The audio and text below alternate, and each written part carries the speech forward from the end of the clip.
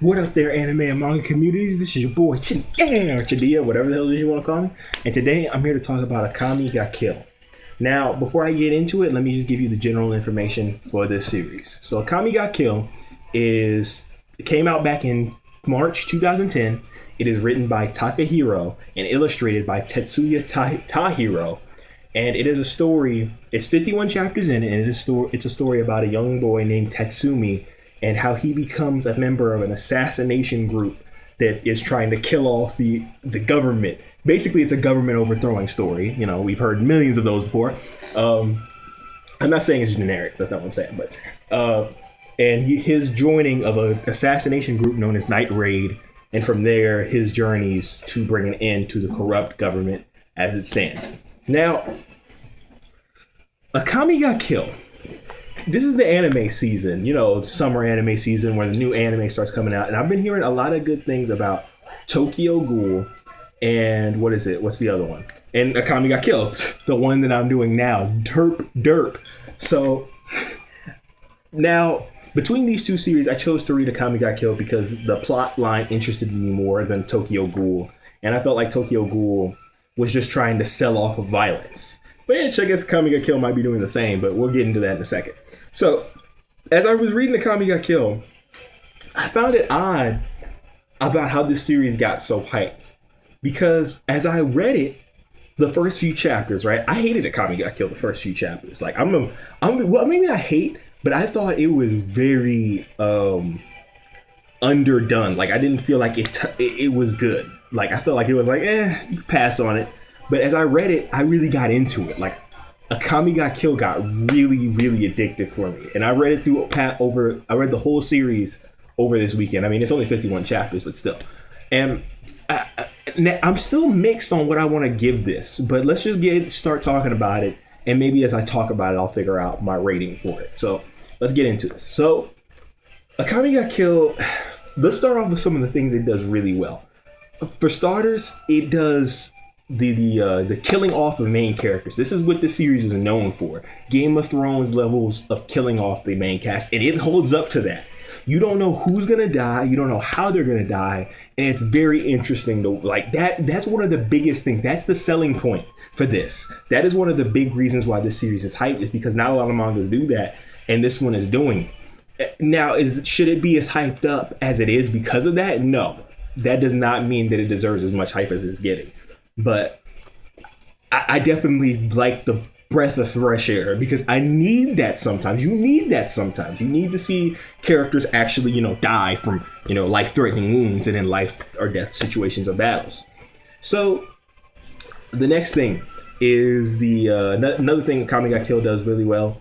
And this is both a positive and the negative, is the artwork. The artwork in Akame got killed is really good. I really like the artwork. It can really make the characters look like demons sometimes. It's a really, really nice looking series. Then the story in Akame got killed, I really like. Like, I like how it's slowly developing into this whole world war of, trying to bring down the Imperial City. Like, it's a really good story. Now, on to some of the more iffy things with Akame got killed. And some of these you could call personal gripes, or others you could call legitimate grievances, but I gotta bring them up because these are the things that I came across when I was reading the series. So let's go ahead and start off with how the artwork is a double, but both positive and a negative. The artwork looks nice in Akame got killed, but at the same time, it doesn't feel like it fits here. I don't know if that's just me, but the artwork has to feel like it has a place, and the artwork doesn't feel like it has a place in this series, if you get what I'm saying. So it feels too light. It feels too happy for what Akame got killed is doing. Like, people are constantly dying and characters are dropping dead like flies. So it feels off for the artwork to feel so happy and light. Or maybe that's what they're trying to go for. Maybe they're trying to make it seem more innocent. But to me, that's a negative. For a series like this, that is something that I don't enjoy personally.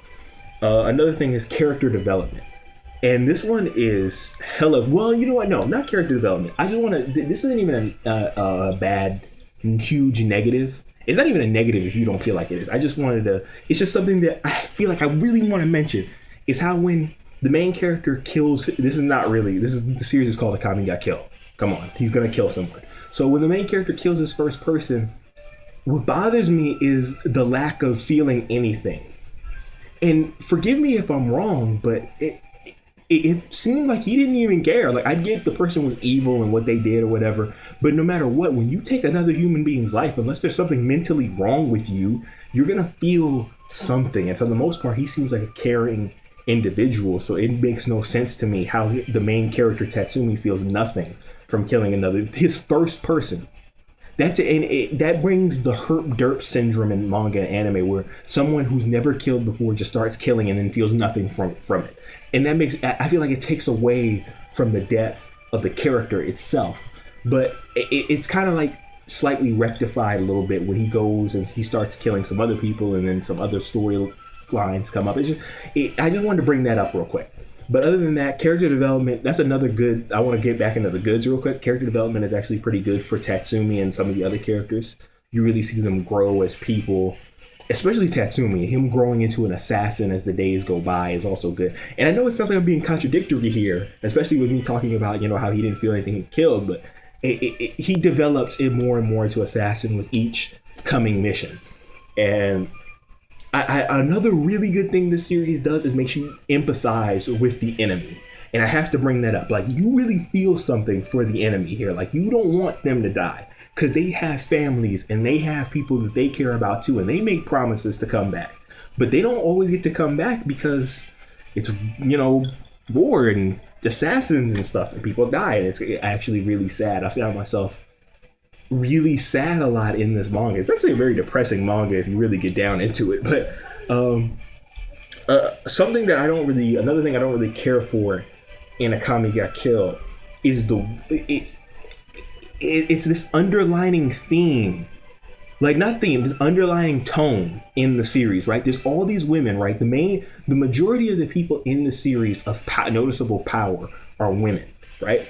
And all these women are really strong and they can fight on their own and all that, and they 9 out of 10 times don't need a man to come save them. But it's this harem theme underlying, like it takes away.